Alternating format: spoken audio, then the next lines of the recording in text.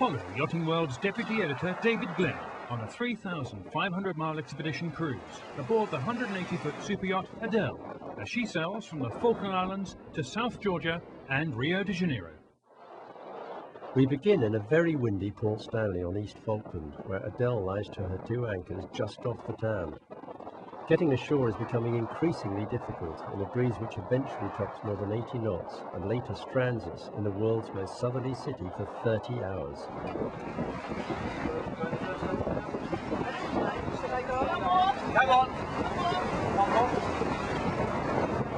It at least gives us a chance to see a bit of the island, and local guide Tony Smith takes us on a fascinating 2-hour Land Rover ride across the island's peaty terrain to a rockhopper penguin colony at Cape Bougainville, where sea lions also roam.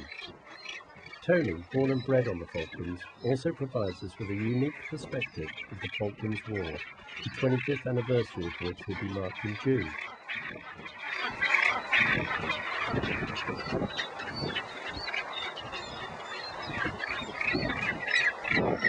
We eventually get away in a northerly gale, which subsides the following day, leaving us to motor sail what's left of the 800-mile passage to Great Britain, where South Georgia's population of just 16 reside. The conditions are surprisingly benign. We spend our time reading, blogging and emailing. Adele has her own intranet from which stories are uploaded twice a day, and although we're 8,000 miles from home, we can also download the Daily Mail. Here's Nigel Ingram, who project managed the yacht's build, managing a game of Scrabble in the cockpit against Adele's champion, Georgina Swan. After 3.5 days, we get our first sight of South Georgia, a 10,000-foot high snow-clad peak shrouded in low cloud, and glaciers cutting down to the water's edge. The remains of one of several whaling stations on the island bear testament to the lucrative whaling industry, which flourished from the early 1900s for more than 60 years. By complete contrast, the local Britvic wildlife is very much alive, and as we set off in search of a sooty albatross nestling, we encounter the local elephant and fur seal population, mildly annoyed at our presence. Some of these beasts weigh up to 2 tons and more, so they deserve respect. Using our trusty broom handles, issued by our guide Eve Billans, fur and elephant seals are kept at bay.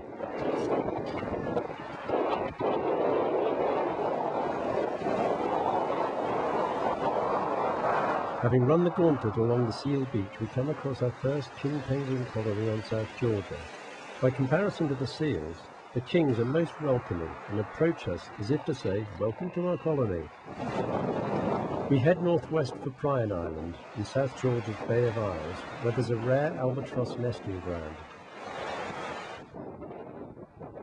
The wandering albatross, the biggest of the species, whose wingspan can reach nearly 3.6 meters and who regularly fly 4,000-mile round trips to bring back a single 5-pound meal for its nestling. Wandering albatross.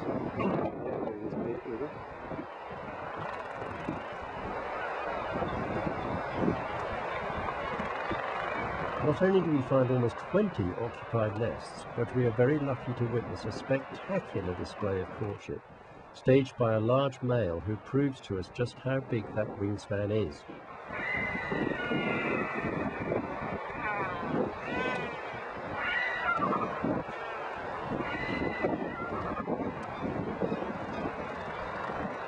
That is some wingspan.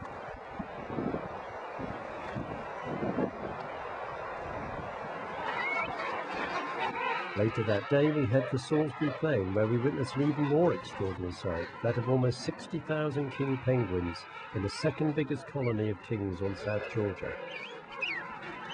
Some are incubating eggs, others are looking after chicks, while others make a long trek to the shore in search of food.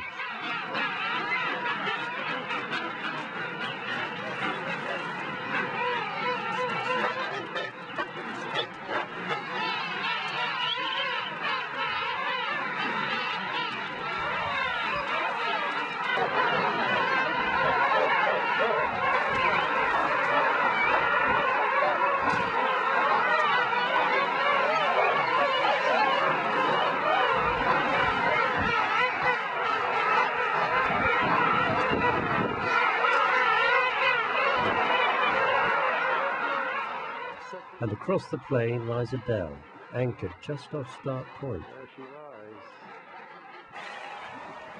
There are more than 4 million fur seals on South Georgia and, like the penguins, gorge on the millions of tons of krill which exist in the Antarctic's incredibly rich waters. Here on the beach at Plyan Island, they share the space with elephant seal and gentoo penguins, but one of the biggest concentrations can be found just across the bay. Adele's owner, Jan-Erik Osterlund, leads another expedition from the yacht, seen here anchored off Elephant Lagoon. I'm following you!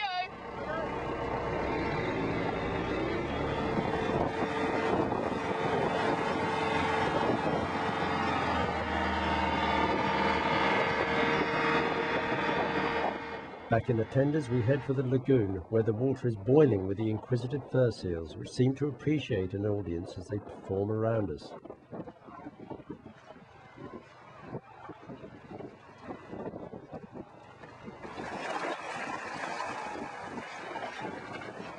Just before we leave South Georgia, we hike across the Bath Peninsula to a macaroni penguin colony, a part of the island shared with reindeer introduced to South Georgia by the Norwegians more than 100 years ago.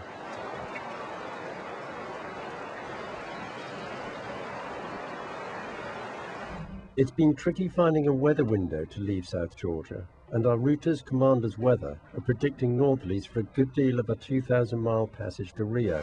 It's going to be bang on the nose. It's cold but exhilarating sailing, spiced up when we get an echo from a massive iceberg on the radar. It looks like another piece of land, but we measure one side of the ice table at more than 25 miles and reckon the whole berg could be the size of the Isle of Wight. Amazingly, no one seems to know it's there, including our routers, Commander's Weather, and the British Antarctic Survey staff at Grytviken. The Arctic and North Atlantic. Okay. Apart from the ice we can clearly see, we have to keep an eye open for brash and growlers, which could do a lot of damage to our aluminium hull as we power up winds. Where would you find that sort of information?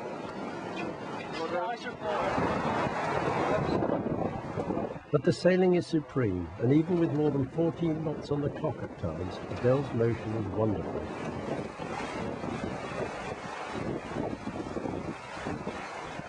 The wind keeps us on our toes right to the end of the passage, and we regularly have to put reefs in and shake them out. But with press button controls, this isn't a hardship. There's just a little fine tuning and tidying up of lazy jacks needed with the drum winch.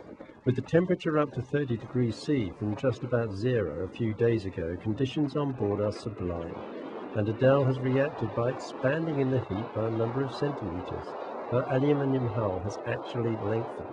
In Rio, she'll have to have her rig retuned. We approach Rio at night, and with Mark Furkettle conning us in with radar and paper charts, he relays all that he can see on the screens to Andre, who is at the wheel with an identical screen in front of him.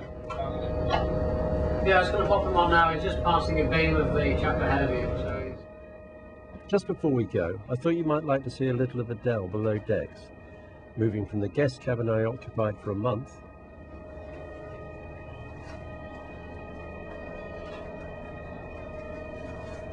through the guest lobby to the sumptuous deck saloon, where a dining table, navigation area, comfortable seating and a desk with a network connection are located.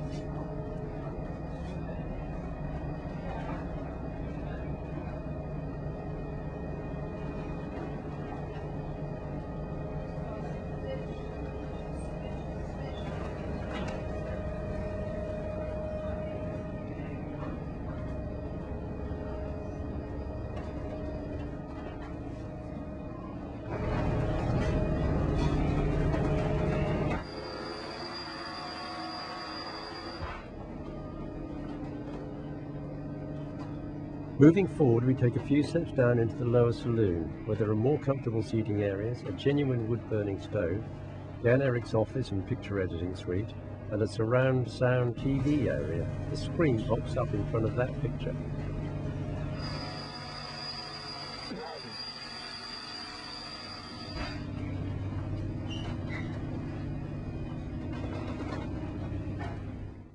And so after 8.5 days we arrive in Rio. We just missed Carnival, sadly, but we reckon the culture shock would have been just too much to bear. Instead, we take an extraordinary train ride to the foot of the statue of Christ, which overlooks the anchorage and Adele, now looking strangely small beneath Sugarloaf Mountain. For us, after an amazing 3,500-mile journey, our time with Adele is drawing to a close, and the rigours of the Northern Hemisphere beckon.